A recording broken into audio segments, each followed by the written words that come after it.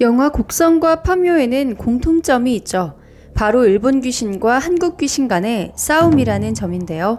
일본의 음양사나 주술가, 요괴가 한국 땅에 들어와서 지맥을 끊고 이유 없이 사람을 해치는 악행을 저지르면 이 땅의 사람과 자손을 지키기 위해 한국의 조상신과 소신들이 전쟁을 벌인다는 것입니다.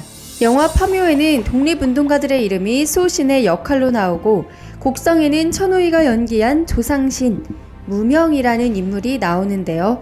곡성에서는 어느 쪽이 선이고 어느 쪽이 악인지 끝까지 헷갈리게 하는 면이 있습니다. 그런데 이런 영화 속 이야기가 실제로 벌어지고 있다고 주장하는 유튜브 영상들이 있죠. 예를 들면 열린공감TV는 홍매와 음양사 등 일본 주술을 이용해서 사고로 희생된 자들을 자신의 죄를 씻는 데 이용한다는 음모론적인 주장을 하기도 합니다. 그것이 맞는지 틀리는지는 각자의 판단에 맡기겠지만 완전히 무시하기 어려운 면도 있는데요. 한국과 일본 신들의 전쟁, 그 진실은 무엇일까요? 1579년 임진왜란이 끝나고 사명대사는 조선인 포로를 돌려받기 위해 일본으로 건너가게 됩니다. 이때 일본에서는 사명대사를 죽이기 위해 여러 가지 수를 쓰는데요. 도력으로 이 모든 걸 이겨낸 사명대사는 결국 3,000명의 조선인 포로들을 본국으로 데려올 수 있었다고 합니다. 그런데 여기에는 또 다른 이야기가 있습니다.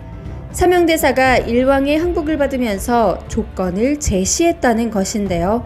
매년 인피, 즉 사람 가죽 300장과 불알 서말씩을 조공하게 했다는 것입니다.